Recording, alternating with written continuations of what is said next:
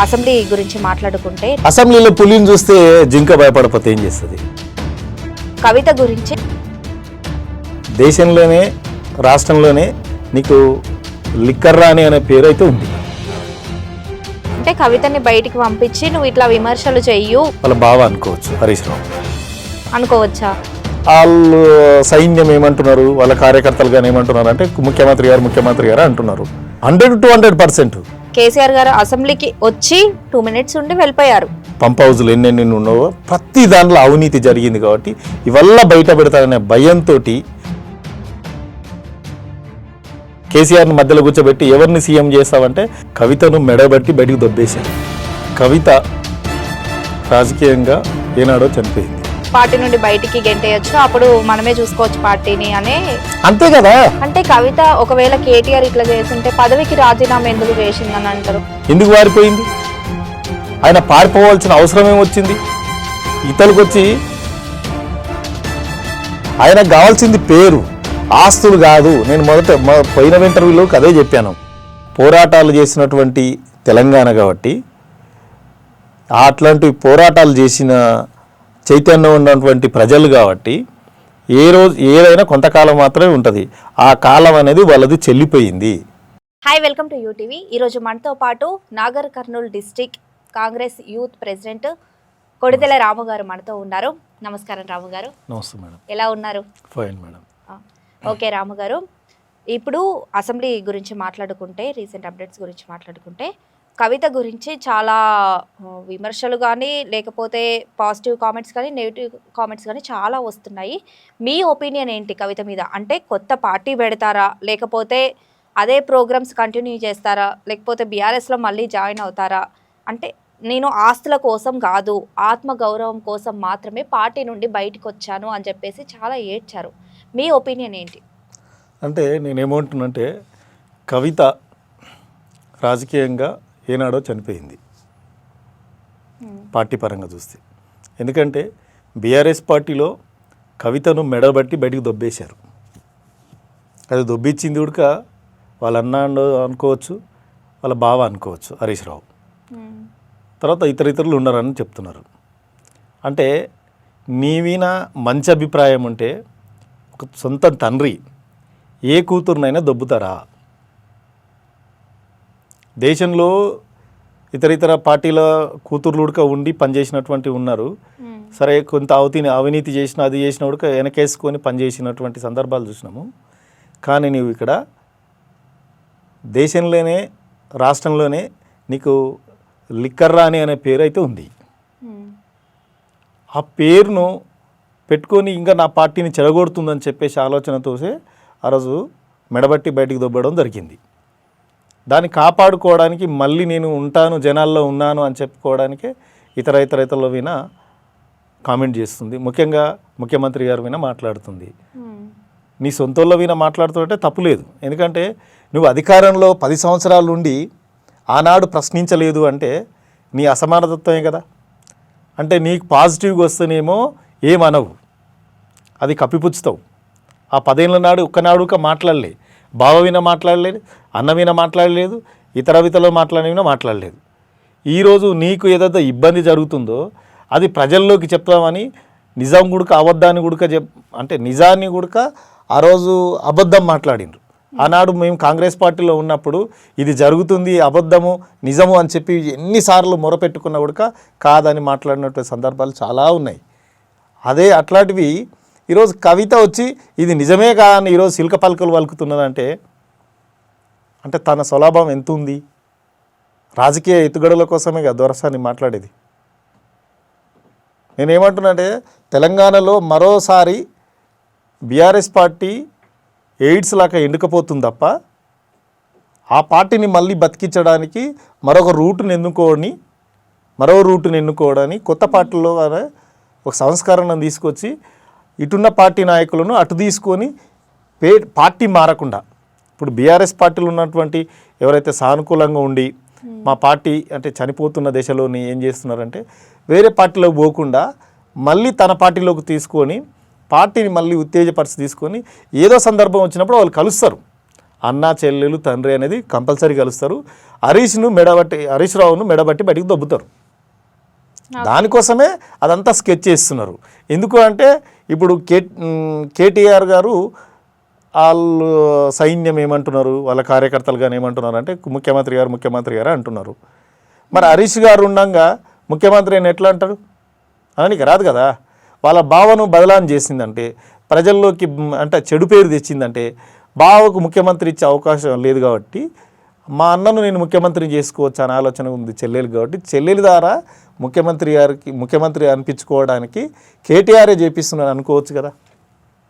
ఓ అంటే కవితని బయటికి పంపించి నువ్వు ఇట్లా విమర్శలు చెయ్యు హరీష్ రావు మీద, పార్టీ నుండి బయటికి గెంటేయచ్చు, అప్పుడు మనమే చూసుకోవచ్చు పార్టీని అనే అంతే కదా అనుకోవచ్చా? 100-200%. దీనిలో ఎట్లాంటి అతిశయోక్తి లేదు. ఇప్పుడు భావన బదలాం చేస్తేనే కదా. ఇప్పుడు నేనేమంటున్నానంటే ఇద్దరిని నిలబెడితే కేటీఆర్ను హరీష్ రావును ఇటు సైడు అంటే కేసీఆర్ను మధ్యలో కూర్చోబెట్టి ఎవరిని సీఎం చేస్తావంటే ఆయన సందిగ్ధంలో ఉంటాడు. కానీ ప్రజల్లో ఒక చెడు పేరు ఉంది అని చెప్పేసి హరీష్ రావు ఈయన తీసుకొచ్చినప్పుడు ఎట్లాంటి ఆప్షన్ ఇస్తారు? నెక్స్ట్ కొడుకే కదా ఇచ్చేయాల్సింది. అందరినీ చూసుకుంటే హరీష్ రావు లేకపోతే అసలు బీఆర్ఎస్ పార్టీ ఉండదు అని అంటున్నారు కదా. మళ్ళీ వీళ్ళు ఎట్లా నెట్టుకొస్తారు? అందుకే అది తునాతుంకలు అవుతుంది పార్టీ. ఆ పార్టీ అనేది చిందరవిందం అయిపోతుంది, తెలంగాణలో కనుమరుగవుతుంది.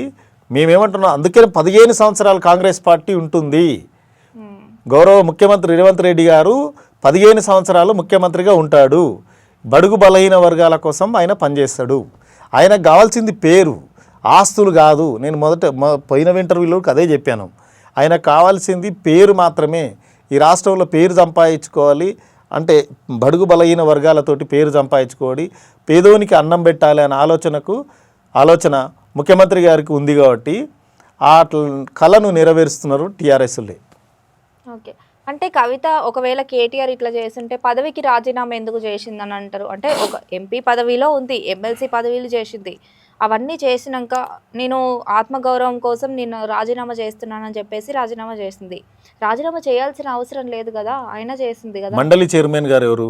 ఏ పార్టీ పర్సన్ పెడితే మండలి చైర్మన్ అయ్యిండు? కాంగ్రెస్ పార్టీ పెడితే మండలి చైర్మన్ అయ్యిందా? లేదు, కాదు కదా. మండలి చైర్మన్ గారు అక్కడ ఉన్నటువంటి 40 మంది సభ్యులు ఉంటే ఆ 40 మంది సభ్యుల్లో సార్ 5 నిమిషాలు సార్, 2 నిమిషాలు సార్, 3 నిమిషాలు సార్ అని అడుక్కుంటే టైమింగ్ ఉడుకు ఇయ్యాడు. ఆమెకు గంట సేపు ఎందుకు ఇస్తాడు? ఎందుకు ఇచ్చిండు అంటే ఆమెను లేపడానికి కూడా వాళ్ళు లోపల ఉన్నటువంటి అంతర్మదనాన్ని బయటికి చెప్పడానికి హరీష్ రావును తొక్కిపెట్టడానికే ఇచ్చిండు తప్ప వేరే ఆలోచన లేదు. ఓకే, ఇక్కడ కాంగ్రెస్ కాంట్రవర్సన్ కాదు. ప్రధానంగా కాంగ్రెస్ అనేది సెకండరీ కొట్టుకోవచ్చు మనం. ఇప్పుడు ఫస్ట్ అనేది మనం అడ్డు తొలగించుకోవాలి. ఎవరిని తొలగించుకోవాలి? హరీష్ రావును అడ్డు తొలగించుకోవాలి అనే ఆలోచన ఉంది కాబట్టి, అన్నా చెల్లెలికి ఉంది కాబట్టి ఓ రకంగా అతన్ని పక్క దొబ్బిస్తున్నారు. చైర్మన్ గారు అట్లాంటి ఇవ్వకూడదు. మరి ఎందుకు ఇచ్చారు? కాంగ్రెస్ పార్టీనే ఉంది కదా. కాంగ్రెస్ పార్టీ ఎందుకు ఉంది? మా పార్టీ పర్సన్ కాదు ఆయన. మీ పార్టీ పర్సన్ కాకపోతే మాట్లాడాలి అని అంటే ఇప్పుడు అసెంబ్లీలో మా స్పీకర్ ఉంటాడు, మేము ఇస్తాం. మా కాడ మేము ఎంత టైం ఇవ్వాలి, వాళ్ళు ఎంతమంది సభ్యులు ఉండరు, ఎంత ఇవ్వాలో అంత ఇస్తాం. కానీ ఇక్కడ మాది కాదు కదా, వాళ్ళకి బలం ఎక్కువ ఉంది. వాళ్ళకి టైమింగ్ ఎట్లా ఇచ్చుకోవాలనేది ఆయన ఇచ్చుకుంటాడు. మనం కాదు కదా. మా సందర్భం వచ్చినప్పుడు మేము బలపరిచిన వ్యక్తిని పెట్టుకున్నప్పుడు, చైర్మన్ పెట్టుకున్నప్పుడు ఆమెకి ఎంత టైం ఇవ్వాలి, మిగతా వాళ్ళకి ఎంత టైం ఇవ్వాలి, ప్రతిపక్షాలకు ఎంత టైం ఇవ్వాలనో అంత ఇస్తాం. మళ్ళీ అంటే కవిత ఇప్పుడు బీఆర్ఎస్ మీద కూడా ఆరోపణలు చేస్తుంది కదా. అంతకుముందు బీసీలను పట్టించుకోలేదు, సింగరేణి ఎంప్లాయీస్ వీళ్ళని పట్టించుకోలేదు, నేనే తిరిగినాను, ఇప్పుడు బీసీ వాదం నేను ఎత్తుకుంటున్నాను, వాళ్ళందరికీ న్యాయం చేస్తాను, సింగరేణి కార్మికులకి న్యాయం చేస్తాను, బతుకమ్మను నేను ప్రపంచం వ్యాప్తంగా తెలిసేలాగా చేశాను, ఇవన్నీ బీఆర్ఎస్ పార్టీలో ఉన్నప్పుడే చేశాను, వాళ్ళు ఇట్లా చేసినారు అని వాళ్ళ మీదనే ఆరోపణలు చేస్తున్నారు కదా. మరి కదా నేనేమంటున్నానంటే సింగరేణి అనే దాని వినా కొత్త పార్టీ పెడతాను, తిరిగి వస్తాను అన్న లెక్కలో మాట్లాడారు. ఒక నిమిషం నన్ను కంక్లూడ్ చేయండి. సింగరేణి అనే దాంట్లో ఉంది కదా, సింగరేణిలో ఈమె జాగృతి తోటి వాళ్ళు టీఆర్ఎస్వి తోటి కలిపి మిక్జి తోటి ఒక సంఘాన్ని మిక్స్ చేసి ఎలక్షన్కి పోతారు. ఎలక్షన్ పోయినరు ఉడక. పోతూ వాళ్ళు ఎలక్షన్లో గెలిచినప్పుడు సింగరేణి కార్మికులకు అన్యాయం జరిగినప్పుడు అప్పుడు ఏం చేసినావు? గుడ్డి గుర్రాలకు గడ్డి తోమినావా? పనులు తోముకుంటా కూర్చున్నావా నువ్వు? నీ అవసరం వచ్చే వరకేమో వాళ్ళకి పని చేయలేదు, వీళ్ళకి పని చేయలేదు అని మాట్లాడుతున్నావు కదా. నువ్వు అప్పుడు ఏం చేసినావు? 10 ఏళ్ళు ఏం పని చేసినావు దొరసాన్ని నేను అడుగుతున్నా. ఈ దొరసానికి బడుగు బలహీన వర్గాలు కుర్చీ లేకపోయే వరకు కనపడుతున్నారు, కానీ కూర్చున్న వాళ్ళు ఎందుకు కనపడలేదు? తండ్రి సాటి బిడ్డలాగా నువ్వు ఉన్నావు కదా, ఆనాడు ప్రశ్నించలేదు ఎందుకు? అదే నువ్వు వచ్చి ఏనాడన్నా వచ్చి ప్రెస్ మీట్ పెట్టి మాట్లాడినావా? మా నాన్న ఇది చేస్తున్నాడు, మా అన్న ఇది చేస్తున్నాడు, మా బావ ఇది చేస్తున్నాడు, ఎందుకు మాట్లాడలేదు? తెలంగాణ ప్రజలు ఏమైనా తిక్కోల్లా? నువ్వు ఎటు పోతే అట్టరానికే నీ దుకాణం అంతా మూసుకొని పోతుంది. నీది, మీ అన్నది, మీ బావది, మీ నాన్నది, అందరిది మూసుకొని పోతుంది. దట్ 15 సంవత్సరాలు, ఇంకా 13 సంవత్సరాలు కాంగ్రెస్ గవర్నమెంట్ ఉంటుంది. ఓకే.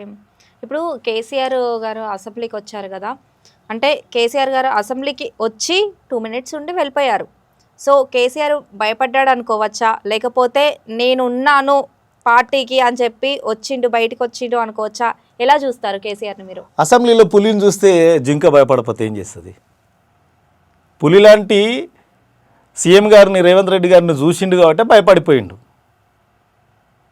అసెంబ్లీలో అక్కడ ఉన్నది పులి, ఇక్కడ ఉన్నది పిల్లి. ఎందుకు వారిపోయింది? ఆయన పారిపోవాల్సిన అవసరం ఏమొచ్చింది? ఇతరులకు వచ్చి ప్రెస్ మీట్లు పెట్టి తన ఇంట్లో కూర్చొని ఫామ్ హౌస్లో కూర్చొని మాట్లాడడం కాదు. నీకు టైం ఉంది కదా, నీవు ప్రతిపక్ష నాయకుడు కదా, నీకు టైం ఇస్తుంటున్నాడు కదా, నేను గౌరవిస్తుంటున్నాడు కదా, అసెంబ్లీలో నీకు భంగం కలగని అంటున్నాడు కదా, నీ గౌరవానికి భంగం కలగని అంటున్నాడు కదా ముఖ్యమంత్రి గారు. మరి వచ్చి ఎందుకు కూర్చుంటలేవు? ఎందుకు అంటే నువ్వు చేసిన అవినీతిని ఎక్కడికక్కడ కడుగుతాడనే భయంతో ఈరోజు నువ్వు అసెంబ్లీలోకి వస్తలేవు. పాలమూరు ఎత్తిపోతల పథకాల కానంటూ లెక్క పెట్టుకుంటే ప్రతిదీ కలవకుర్తి ఎత్తిపోతల కానీ, పాలమూరు ఎత్తిపోతల పథకాలు కానీ, లేదా ఇప్పుడు చేస్తున్నటువంటి పంప్ హౌజులు ఎన్నెన్ని ఉన్నావో ప్రతి దాంట్లో అవినీతి జరిగింది. కాబట్టి ఇవల్ల బయట పెడతారనే భయంతో మానసికంగా చిక్కయి ఆ 2 నిమిషాలు సంతకం పెట్టి పోయిండు తప్ప ఆయన అసెంబ్లీకి రాలే. ఫార్మాలిటీ కోసం వచ్చి సంతకం పెట్టిండు. అది రాకపోతే అది పోతుంది, నాది సభ్యత్వం పోతుంది, పదవి పోతుంది అనే ఆలోచన వచ్చింది. కాబట్టి అట్లొచ్చి ఇట్లా సంతకం పెట్టి వెళ్ళిపోయిండు, దెంగపోయిండు. ఓకే. లేకపోతే ఇంకెందుకు? అంటే కేసీఆర్ మొన్న అసెంబ్లీకి ముందు మీటింగ్ పెట్టారు కదా, చాలా మంది జనాలు వచ్చారు, చాలా పాజిటివ్ రియాక్షన్స్ కూడా వచ్చాయి, చాలా బాగా మాట్లాడారని కూడా అన్నారు. అంటే మళ్ళీ తిరిగి పార్టీ స్థాపించడం కోసం, అంటే పార్టీని మళ్ళీ ఫస్ట్ నుండి ప్రజల్లోకి తీసుకురావాలనే ఉద్దేశంతోనే వచ్చారనుకోవచ్చు కదా. ఒకటి ఏంటంటే వాళ్ళు గతంలో ఒక సెంటిమెంట్ని అడ్డం పెట్టుకొని బతికిండ్రు. వాళ్ళ కుటుంబం కానీ, వాళ్ళ అల్లుడు కానీ, ఇద్దరు వాళ్ళ కుమారుడు కానీ, లేదా కూతురు కానీ, సంతోష్రావు కానీ, మిగతా వాళ్ళు కానీ ఒక సెంటిమెంట్ను అడ్డం పెట్టుకొని బతికిండ్రు. సెంటిమెంట్ అనేది పోయింది. ప్రజల్లో ఉన్నది అభివృద్ధి మీద చర్చ నడుస్తుంది. ఏ అంశాల మీద అభివృద్ధి జరిగిందనే దాని మీద చర్చ నడుస్తుంది. ముఖ్యంగా తెలంగాణలో చాలా తెలివైన వాళ్ళు ఉంటారు. ఎందుకంటే పోరాటాలు చేసినటువంటి తెలంగాణ కాబట్టి, అట్లాంటి పోరాటాలు చేసిన చైతన్యం ఉన్నటువంటి ప్రజలు కాబట్టి ఏదైనా కొంతకాలం మాత్రమే ఉంటుంది. ఆ కాలం అనేది వాళ్ళది చెల్లిపోయింది. ఓకే.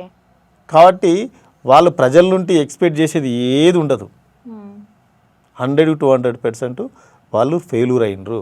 వాళ్ళు గవర్నమెంట్లు ఉన్నప్పుడు, టీఆర్ఎస్ గవర్నమెంట్ ఉన్నప్పుడు లక్షల కోట్ల రూపాయలు సంపాదించుకున్నారు ఆ నలుగురు అనే ఒక సినిమా తీసించుడు. అట్లా ఈ నలుగురు ఎన్నో కోట్ల రూపాయలు, లక్షల కోట్ల రూపాయలు సంపాదించుకొని ఈరోజు ధనవంతులయ్యి అధికారం పోయే వరకు అహంకారం ఎక్కి మాట్లాడుతున్నారు తప్ప నిజానికి కూడా ప్రజల కోసం మాట్లాడతలేరు. ఓకే.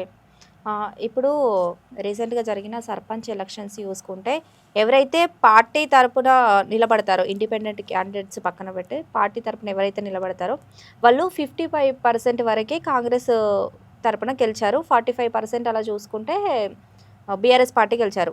అంటే అంతకుముందు చూసుకుంటే అయితే పర్సంటేజ్లు అనేది ఎక్కడ కూడా తీయలేదు. నేను ఏమంటున్నానంటే పర్సంటేజ్లు అనేది ఎక్కడ కూడా తీయలేదు. కొన్ని సందర్భాల్లో అంటే చాలా ఎక్కువ అన్ని seats పార్టీల మాత్రం, నాయకులు కొన్ని చాలా కొన్ని టఫ్ కాంపిటీషన్ ఇచ్చారని అంటున్నారు. అది తప్పు. నేను ఏమంటున్నానంటే అన్ని పార్టీలు కొన్ని సందర్భాల్లో ఒకటే క్యాండిడేట్కి పనిచేసినటువంటి సందర్భాలు ఉంటాయి. 3 పార్టీల నాయకులు కలిసి ఇంకొక పార్టీకి నాయకు ఇండిపెండెంట్ పర్సన్ కూడా పనిచేసినటువంటి సందర్భాలు చాలా ఉన్నాయి. సర్పంచ్ అనేది ఇండివిజువల్గా చూస్తారు. రాజకీయ పార్టీలు బీఫామ్ ఇవ్వవు కాబట్టి దానికి సంబంధం లేనిది. కొంత ఆ పర్సన్ పార్టీ అనేది ఏదో చెప్పుకుంటారు తప్ప మిగతాది ఉండదు. దాన్ని చూడరు. నేనేమంటున్నానంటే తప్పు అవన్నీ ఉండనే ఉండదు. బీఆర్ఎస్, కాంగ్రెస్, బీజేపీ అనేది చెప్పుకోవడానికి తప్ప ఆడ జనాల్లో వేరే ఉంటుంది.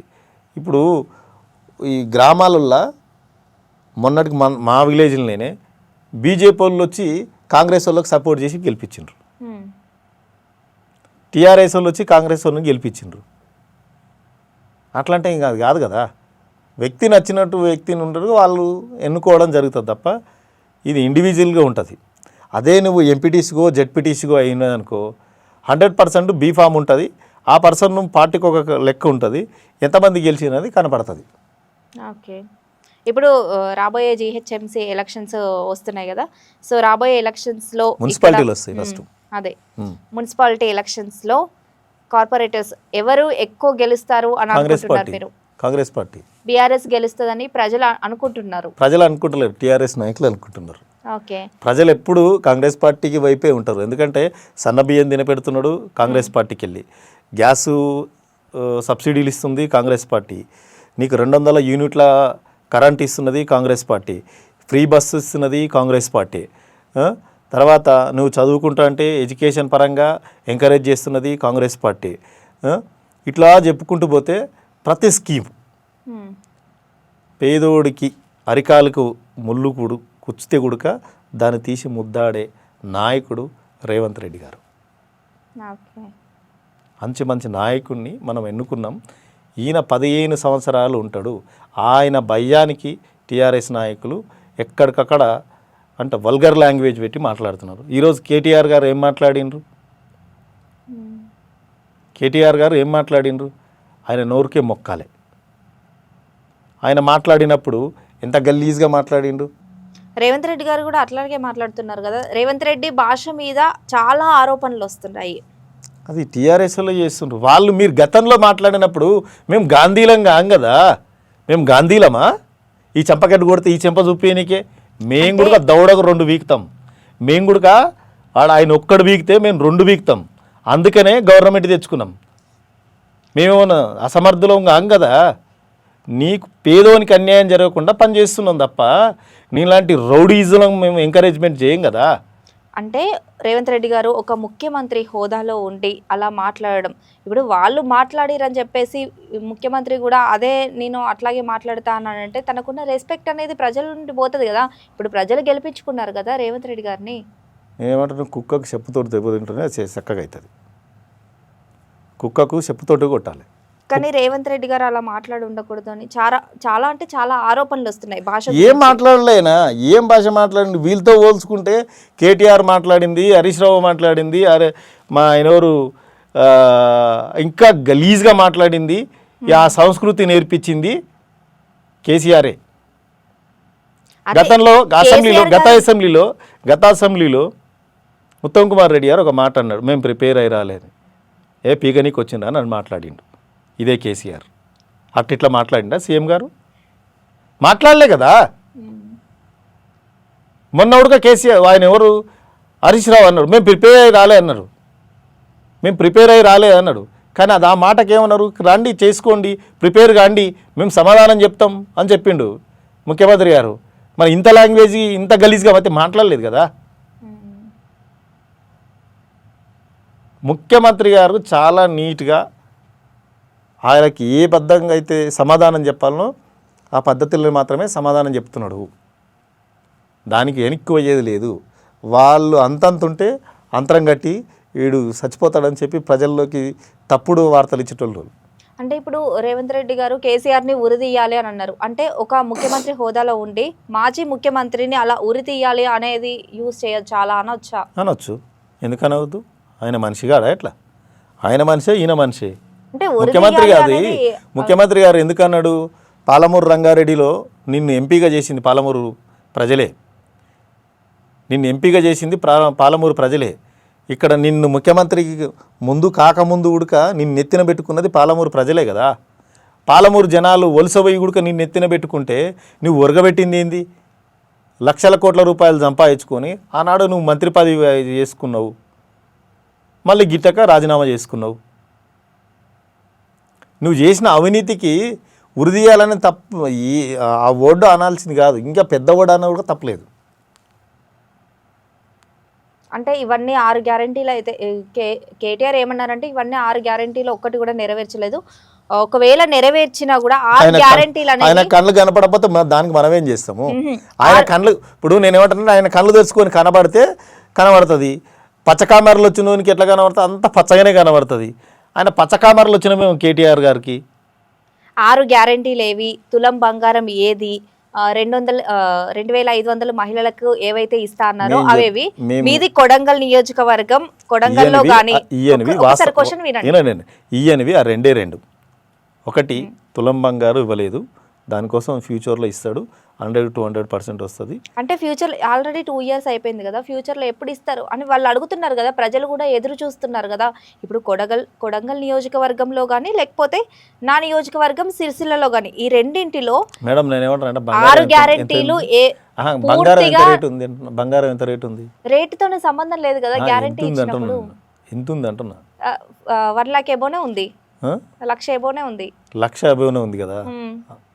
మరి ఇప్పుడు ఈ బడ్జెట్ తోడు పోల్చుకుంటే ఇప్పటికి అప్పుల్లో పాలై ఉన్నాం.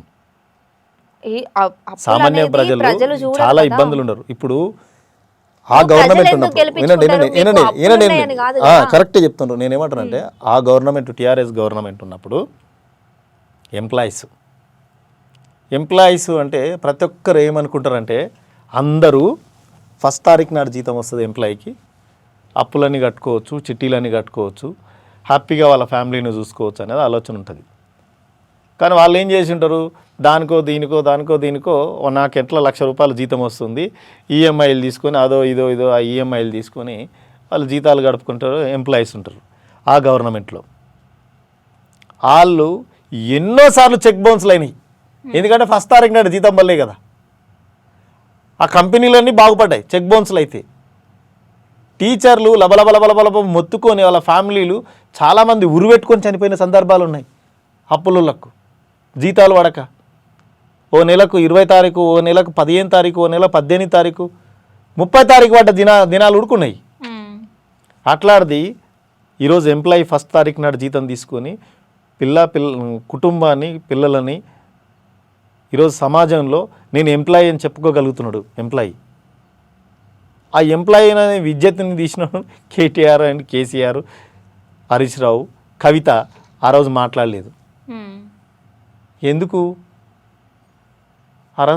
ఆనాడు ఎందుకు ఎంప్లాయీలది జరుగుతుంది, అన్యాయం జరుగుతుంది డాడీ, వాళ్ళకి చెక్ బౌన్స్లు అవుతున్నవి, ఎందుకంటే వితిన్ దలో వాళ్ళు ఎంప్లాయీలు కదా, వాళ్ళు 1st తారీఖు నాడు జీతం వస్తుంది కాబట్టి ఆ డిపెండ్ అయ్యి మిగతా దానిలతోటి లోన్లు తీసుకొని ఫ్రిడ్జో, వాషింగ్ మిషనో, టీవీయో లేకపోతే వేరే చిట్టీలు వేసుకోను ఇట్లాంటి వాళ్ళ జీవితం గడుపుకుంటారు కదా. దాని గురించి ఎందుకు మాట్లాడలేదు కవిత గారు? ఇప్పుడు 6 గ్యారెంటీలు కొడంగల్లో కానీ సిరిసిల్లలో కానీ అందరికీ ఏదో ఒక్క నియోజకవర్గంలో నెరవేరినాయి అని అంటే నా రాజకీయ భవిష్యత్తుకు నేను రాజీనామా చేస్తా అని కేటీఆర్ అన్నారు. ఆయన రాజకీయ భవిష్యత్తు లేదు మేడం, ఆయనకు రాజకీయ భవిష్యత్తు లేకనే అడ్డం మాట్లాడుతున్నాడు. ఏమంటారు? ఎండ్రికాయను గెలికితే ఇప్పుడు ఎండ్రికాయ లాంటోడు కేటీఆర్ అంటాడు, ఎండ్రికాయ లాంటోడు. ఎండ్రికాయ ఎప్పుడైనా సక్కబోతుందా? మీరు చూసిండ్రా ఎప్పుడన్నా ఎండ్రికాయ? చూసిండ్రా మేడం మీరు ఎండ్రికాయను? ఎట్లా పోతుంది ఎండ్రికాయ? వాని గెలుక్కుంటూ పోతుంది. అట్లాంటి వాడు కేటీఆర్ అనేటోడు. ఎండ్రికాయలు అంటాడే. నిజంగా రాజకీయ నాయకుడు అయితే సమాధానాలు కావాలనుకుంటే, సమస్యల వినా మాట్లాడాలనుకుంటే నీ వల్గర్ లాంగ్వేజ్ లేకుండా మాట్లాడు. అవి కాకుండా హౌలేగాడు, ఫాల్తుగాడు, నేను అనేటోళ్ళు లేదా ఇంకా తిప్పాలనుకుంటే చాలా లాంగ్వేజ్లు వస్తాయి, అట్లా రావు కదా మాకు. ఓకే. ఇప్పుడు బీజేపీ చూసుకుంటే అయితే ఎవరైతే కేసీఆర్ మీద, రేవంత్ రెడ్డి గారి మీద, ఇద్దరి మీద గెలిచిన వెంకటరమణారెడ్డి ఎవరైతే ఉన్నారో, మీరు అన్ని పథకాలు నెరవేర్చండి, ప్రజలు నన్ను అడుగుతున్నారు, నేను మిమ్మల్ని దాటుకొని గెలిచాను, ఇప్పుడు నన్ను ప్రజలు అడుగుతున్నారు, మీరు ఏవైతే గ్యారంటీలు ఇవ్వాలి అని అనుకుంటున్నారో అవన్నీ ప్రజలకు ఇవ్వండి అని చెప్పేసి అసెంబ్లీలో మాట్లాడారు. అవన్నీ నెరవేర్చలేరు అని చెప్పి మాట్లాడారు. అది నిజమే కదా? వెంకటరామరెడ్డి గారా? నేనేమంటానంటే ఆయన ఇచ్చిన హామీలకు ఆయన దాటుకోవాలి, మమ్మల్ని దాటేది ఆయన దాటి వచ్చిందంటున్నాడు కదా. ఆయన ఏ హామీలు ఇచ్చుకున్నాడో, ఎమ్మెల్యే కావడానికి ఏ హామీలు ఇచ్చుకున్నాడో ఆ హామీలను ఆయన ఇది నెరవేర్చుకోవాలి. ఆయన హామీలు మేము ఎందుకు నెరవేరుస్తాం? అంటే ఇప్పుడు మా పార్టీ ఇచ్చినటువంటి మేనిఫెస్టో ఉందో, మా పార్టీ ఇచ్చినటువంటి మేనిఫెస్టో ఉందో మేము అది నెరవేరుస్తాం, కానీ ఆయన ఇచ్చిన హామీలు మేము ఎందుకు నెరవేరుస్తాం మేడం? ఆయన ఇచ్చిన అవే పథకాలు ప్రజలు అడుగుతున్నారు, మీరు ఇంకెప్పుడు నెరవేరుస్తారు? అన్నీ నెరవేర్చుకుంటూ వస్తున్నాము, కళ్ళు తెరుచుకొని చూస్తే కనపడుతుంది. వాళ్ళు సెంట్రల్ గవర్నమెంట్ మోడీని అడగవాను. ఎందుకు అంటే సంవత్సరానికి ఎన్ని లక్షల కోట్ల ఉద్యోగాలు వేస్తున్నారు, సంవత్సరంలో ఒక నెలకి ఏమైనా 50,000 ఉద్యోగాలు వేస్తుండో లేదా వాళ్ళ నరేంద్ర మోడీని చెప్పమను. ఎందుకంటే వాళ్ళకు సంకన బట్టలు వేసుకొని, దొంత కట్టుకొని, తపెట తీసుకొని కొట్టుకుంటా గ్రామాల పోటీ తిరుక్కుంటూ పోతే సమాజం బాగుపడుతుంది, హిందూయిజం బాగుపడుతున్నట్లు. వాడు చదువుకోవద్దు. హిందూయిజం బాగుపడాలంటే జోలె కట్టుకోవాలి, డప్పు పట్టుకొని కొట్టుకుంటూ పోవాలి, హరిరామ హరికృష్ణ అంటే. ఎందుకంటే చదువుకుంటున్నాను అనుకో ఇట్లా ప్రశ్నిస్తాడు, నేను ప్రశ్నిస్తున్నాడు కదా అట్లా ప్రశ్నిస్తాడు. చదువుకుంటే, చదువుకోకుంటే దేవుడు చెప్పిండు, అయ్యగారు చెప్పిండు, ఇక ఆయన మాట వినాలి మేము అనుకోవాలి. పైడి రాకేష్ రెడ్డి ఎవరైతే ఉన్నారో, మీరు 65% వరకు కూడా మీరు హామీలు అనేటివి నెరవేర్చలేరు, కాంట్రాక్టర్స్కి బిల్లులు ఇవ్వట్లేదు, హామీలు కూడా సరిగ్గా ఇవ్వట్లేదు, ఇంకా కరెంటు సరిగ్గా ఉండట్లేదు, కరెంటు బిల్స్ అడుగుతున్నారు కానీ ఇప్పుడు ఫ్రీ కరెంట్ అంటున్నారు, కానీ కరెంట్ అనేది అసలు ఉండట్లేదు, మీరు ఫ్రీ కరెంట్ ఇచ్చే ఏం ఉపయోగం అని మాట్లాడారు అసెంబ్లీలో. దానికి అంటే కరెంటు విన అవగాహన ఉందో లేదో తెలియదు, కానీ బీఆర్ఎస్ గవర్నమెంట్ ఉన్నప్పుడు దళితుల విన కానీ, ఎస్టీల విన కానీ, ఎస్సీల విన కానీ 100 కేసులు 1000 కేసులు కట్టి జైల్లోకి పోయిన సందర్భాలు ఉన్నాయి. ఎందుకు? బిల్లు కట్టలేదని. ఓకే. ఏ రైతునన్నా నువ్వు బిల్లు కట్టలేదు, నువ్వు జైలుకు పంపించిన సందర్భాలు ఉన్నాయి, ఒక కేసు కట్టిన సందర్భాలు ఉన్నాయి, చూపియమను. మేము కరెంటు ఫ్రీ ఇస్తున్నాం కదా, 200 యూనిట్లని ఇచ్చినాము, రైతుకు ఫ్రీ అని ఇచ్చినాము, వాళ్ళకి కావాల్సిన ట్రాన్స్ఫర్లు కానీ, వాళ్ళకి కావాల్సిన మెటీరియల్ కానీ రైతుకి ఎక్కడికి అందాలని అక్కడికి అందిస్తున్నాం. మేము ఎక్కడ రైతులను ఇబ్బంది పెట్టలే, రైతులను ఇబ్బంది పెట్టలేదు, ప్రజల్ని అంటే గ్రామాల పోటీ కూడా ఇబ్బంది పెట్టకుండా ఉన్నాం. రాకేష్ రెడ్డి గారు ఇంకేమన్నారు అని అంటే, విద్య కానీ వైద్యం కానీ ఇవన్నీ బీజేపీ వాళ్ళకి విద్య రావాలనా? నేనేమంటానంటే బీజేపీ వాళ్ళకి విద్య అవసరం లేదు. నేను ఇందాక చెప్పిందే, నువ్వు బీజేపీ వాళ్ళు విద్య గురించి మాట్లాడానంటే ఇక సత్యం బోధించినట్లే. బీజేపీ వాళ్ళకు విద్య కావాలనా? నిజంగా చెప్పండి మేడం, బీజేపీ వాళ్ళు కోరుకునేది ఏంది? నేను ఇందాక చెప్పినట్లు జోలే సంకన ఉండాలి, డప్పు చేతులు ఉండాలి, ప్రతి ఒక్కడు అట్లా తిరగాలి. వాళ్ళ పిల్లలు మాత్రం అమెరికాలో ఉండాలి, ఆస్ట్రేలియాలో ఉండాలి, జపాన్లో ఉండాలి, జర్మన్లో ఉండాలి, వాళ్ళ పిల్లలు మళ్ళీ రావాలి, వాళ్ళు ఎమ్మెల్యేలు కావాలి, వాళ్ళ కింద మేము డప్పు కొట్టుకుంటూ బతకాలి, లేదంటే జోలే కట్టుకొని బతకాలి తప్ప మాకు అధికారం అవసరం లేదు. మేము చదువుకోవద్దు. నువ్వు దమ్ముంటే చదువు విని ఎందుకు అడుగుతలేవు? నీకు అక్కడ హాస్టల్స్ ఉన్నాయి కదా, హాస్టల్లో పిల్లలకి ఎందుకు ఈ హాస్టళ్ళు బాగాలేవు అని చెప్పి ఎందుకు అడుగుతలేవు? అదే విద్య సరిగ్గా లేదు రాష్ట్రంలో అని చెప్పేసి అన్నారు. విద్య సరిగ్గా ఉంది కాబట్టి వాళ్ళకి భయపడుతున్నారు. ఇంగ్లీష్ మీడియాన్ని ముఖ్యమంత్రి గారు దగ్గరుండి చూస్తున్నారు కాబట్టి వాళ్ళు భయపడుతున్నారు. ముఖ్యమంత్రి గారు చాలా వేదికల్లో చెప్తున్నారు కదా, ప్రతి ఒక్కరు చదువుకోవాలి, మీరు చదువుకుంటేనే ప్రశ్నిస్తారు అని. మళ్ళీ బీజేపీలో ఎవరైనా చెప్పిన సందర్భాలు, నరేంద్ర మోడీ కానీ, ఇప్పటికి 12 సంవత్సరాలు అవుతుంది కదా నరేంద్ర మోడీ, ఎక్కడన్నా ఏ సభలనన్నా మీరు చదువుకోండి అని తెలుగులో కానీ, హిందీలో కానీ, ఇంగ్లీష్లో కానీ, ఆయనకు వచ్చిన భాషల్లో కానీ ఎక్కడన్నా చెప్పిండా? బీజేపీ వాళ్ళు చూపిస్తారా? నేను చూపిస్తా అంటే నేను ఈ ముక్కును భూమికి రాస్తాను. నేను వాళ్ళు చెప్పినటువంటి శివుని గుడి కాడ పోయి నేను ఈ ముక్కును భూమికి రాస్తాను. దమ్ముందా బీజేపీ వాళ్ళకు? వాళ్ళు మతోన్మాదులు, ఆర్ఎస్ఎస్ వాళ్ళు తీవ్రవాదులు. ఈ దేశానికి తీవ్రవాదులు ఎంతనో బీజేపీ వాళ్ళకి అంతే కాదంటారా? వాళ్ళు చేసిన అభివృద్ధి ఏంది ఈ 12 సంవత్సరాల్లో చెప్పమంటే ఆయన చేయలేదు ఈయన చేయలేదు అనేది ఏంది? వాళ్ళ ప్రధానమంత్రి ఏం చేస్తున్నారో అడగమని ఒకసారి. అంటే ప్రజలైతే మరి మోడీనే గెలిపించుకుంటున్నారు కదా, అది ఎట్లా గెలిపిస్తున్నాం అనేది ఎప్పటికప్పుడు మేము ఎలక్షన్ క్యాంపెయినింగ్ పెట్టి చూపిస్తున్నాం. ఏ విధంగా ట్యాంపరింగ్ అవుతున్నాం అనేది గౌరవ రాహుల్ గాంధీ గారు ఎప్పటికప్పుడు మీడియాకు చూపిస్తూనే ఉన్నారు. ఎలక్షన్ కమిషనే అమ్ముడుకు పోయినాక దానికి ఏం చేస్తాం మేడం? ఎలక్షన్ కమిషనే అమ్ముడు పోయింది. ఈ దేశంలో ఎలక్షన్ కమిషన్ను నియమించాలంటే గతంలో ఒక జడ్జి ఉండే, ఒక ప్రతిపక్ష నాయకుడు ఉండే, ఒక అధికార పార్టీ చెందినటువంటి ఎంపీలకు చెందినటువంటి ప్రధానమంత్రి కానీ వీళ్ళు నియమిస్తుండ్రి. ఇప్పుడు ప్రతిపక్ష నాయకుడు అవసరమే లేదు, జడ్జీలు అవసరమే లేదు. వాళ్ళ ఇష్టం ఉన్న నాయకుడిని, వాళ్ళ ఇష్టం ఉన్న ఎంప్లాయీని నియమించుకుంటారు. ఎలక్షన్ ఆఫీసర్ అనుకుంటాడు, వాడు ట్యాంపరింగ్ చేసినా నడుస్తుంది. ఇక ఏమంటారు దాన్ని, ఏది చేసినా నడుస్తుంది. మరి ఏది చేసినా నడిచినప్పుడు మరి తెలంగాణలో రాలేదు కదా బీజేపీ? దగ్గరకు వచ్చింది. కేసీఆర్ అనేటోడు లేకపోతే రేవంత్ రెడ్డి అనేటోడు చాలా తెలివైన వాళ్ళు. ఆ రకంగా చూసుకుంటే వీళ్ళిద్దరు తెలివైన వాళ్ళు. అంటే మీరు చెప్పిన దాని ప్రకారం చూసుకుంటే రాష్ట్రంలో అయితే బీజేపీ రావాలి కదా, మరి వచ్చింది కదా. 8 ఎంపీలు వచ్చినాయి. వాళ్ళు ఎక్కడ రావాలో అక్కడ వచ్చిండ్రు. 8 ఎంపీలు వచ్చిండ్రు. వాళ్ళు ఏం చేయాలనుకున్నారు, ఎక్కడ రావాలనుకున్నా అక్కడ వచ్చేసిండ్రు. ఓకే, ఎక్కడొద్దు అనుకున్నా అక్కడ వదిలేసిండ్రు. వాళ్ళకి తెలుసు. మనకు వాళ్ళ సిస్టమ్ ఏముంటుంది మేడం అంటే, ఇక్కడ ఒక 50,000 తక్కువ పడుతున్నాం అనుకుంటే ఆ 50,000 కలుపుకుంటారు. ఇక్కడ 1,00,000 కావద్దు అనుకుంటే అది చాలా ప్రజల్లోకి కనపడుతుంది ఆ మార్కు అనుకుంటే అక్కడ వదిలేస్తారు. ఓకే, 50,000 తేడు ఉంది అనుకుంటే వాళ్ళకి నైట్కి నైట్ వాళ్ళ బీహార్ గ్యాంగ్ వచ్చినట్లు ఎలక్షన్ మొత్తం ఒకటే ఫోటోతోటి 100 మంది దిగి ఉంటారు. వాళ్ళే ఓటేసిపోతాడు. 7 నియోజకవర్గాల్లో వాడు 100 మంది ఇక్కడ స్టిప్పింగ్ అయ్యి అక్కడ అవుతారు, అక్కడ స్టిప్పింగ్ అయ్యి ఇక్కడ అవుతారు. రాహుల్ గాంధీ నెత్తినూరు మోసుకొని చెప్పిండు, అరే నాయన దొంగైనా నాయన అని చెప్పేసి. ఒక హీరోయిన్ ఫోటో ఉడకబెట్టి చూపించిన మీడియాలో చూసినాను కూడా చాలా సందర్భాల్లో. ఒక హీరోయిన్ ఫోటో 100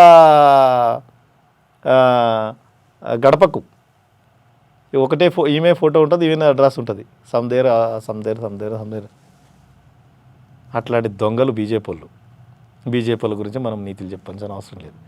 ఈ రాష్ట్రంలో, దేశంలో వాళ్ళు అక్షరాస్యత పడిపోవడానికి దేశంలో బీజేపీలే కారణం.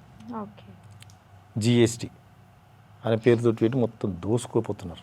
మరి ప్రతిపక్షంలో ఉండి రాహుల్ గాంధీ గారు ఏం చేస్తున్నారు? ప్రశ్నిస్తున్నాడు కదా. రాహుల్ గాంధీ చూసి భయపడేగా విదేశాల పోటీ తిరుగుతున్నాడు నరేంద్ర మోడీ. ఓకే, భయపడి తిరుగుతున్నారంటారు. అంతే. కానీ ప్రజలు కూర్చొని సమాధానం చెప్పాను. నేనేమంటున్నా, రాహుల్ గాంధీ అడిగే సమాధానం కూర్చొని సమాధానం చెప్పమంటున్నాను. ఇప్పటివరకు ఈ పొద్దు వరకు కూడా చెప్పలే నరేంద్ర మోడీ. ఆయన అడిగే క్వశ్చన్లకు ఈ పొద్దు గుడక నరేంద్ర మోడీ సమాధానం చెప్పలేదు. అంత అసమర్థుడు. ఒక దేశ ప్రధాని అంత అసమర్థుడు.